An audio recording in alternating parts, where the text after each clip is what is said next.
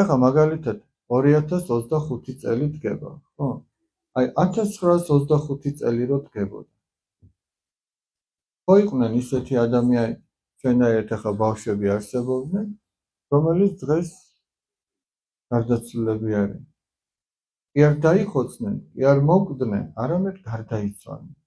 მათი სული დღესაც ცოცხალია. მაგრამ 2125 წელი რო დადგება. რა მოხდება? ჩვენ ვიქნებით გარდაცვლილები. ეს არის რეალობა. ოღონდ კი არ მოკვდებით. იმიტომ არ მოკვდებით, რომ ქრისტემ სიკვდილი დაამარცხა უკვე. თავისი ჯვარცმით სიკვდილი დაამარცხა, ჩვენ არ კვდებით, ჩვენ გარდავიცვლებით. ჩვენ ისევ ერთმანეთს შევხედავთ და შევხვდებით. მაგრამ ჩვენ უნდა ვეცადოთ, რომ ეს ყველაფერი მოხდეს სასუფეველში. ჩვენ იქ ვიყოთ მარადიოს. ეხლა უბრალოდ წარმოიდგინეთ რა. აი ჩვენ რო ვიცოდეთ, რომ და მარტო ჩვენ კი არა, ვინც ეხლა აქ ვარ. აი თუ სადმე თქვენი გულით საყვარელი ადამიანი გეგულებათ.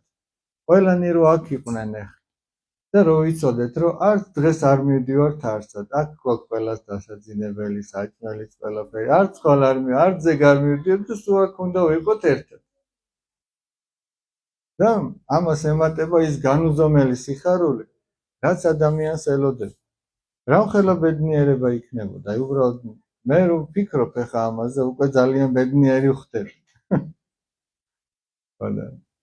აი სადმე რომ მივდივართ ხოლმე 4-5 დღით და რო ვიცით, აი პირველი დღეა ჩახვედი და იცი რომ 5 დღე ერთად უნდა გაატარო. ხო რამხელა სიხარული. და შენ რო იცი რომ ის არასოდეს დამთავრდება, თან იმ სიხარულს არაფერი არ შეცვლის, ეგ რო იცი. რამხელა ბედნიერება. უბრალოდ ადამიანი ამაზე უნდა ფიქრობდეს, რამხელა სიხარული ელოდება სასუფეველში და სიტყვაზე აი აქ ვიღაცას არ პატიობს. და თუ არ პატიობს, ის უკვე შენ აღარ გელოდება ის სიხარული.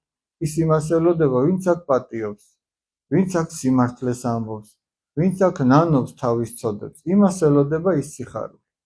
ყველას არ ელოდება. იმიტომ რომ ესეც უფლის სიტყვებია. მრავალია მოწოდებული, ანუ ყველაა მოწოდებული, ყველას ეძახის უფალი, მაგრამ მცირედია რჩეული. ოღონდ უფალი კი არ ირჩევს, ადამიანი ირჩევს უფალს. ყველამ თავის გულში უფალი არ გამოირჩია. მაგრამ ვინც გამოირჩია და ვინც ირწმუნა მისი, ესეც უფლის სიტყვებია, მათ მისცა ხელმწიფება, რომ ღვთის შვილები ყოფილიყვნენ.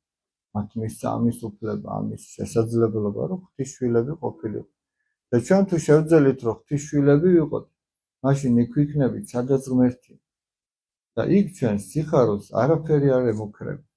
ამ წუთის სოფელში ხო დროებითი, აი, დაუშვათ დღეს გიხარია.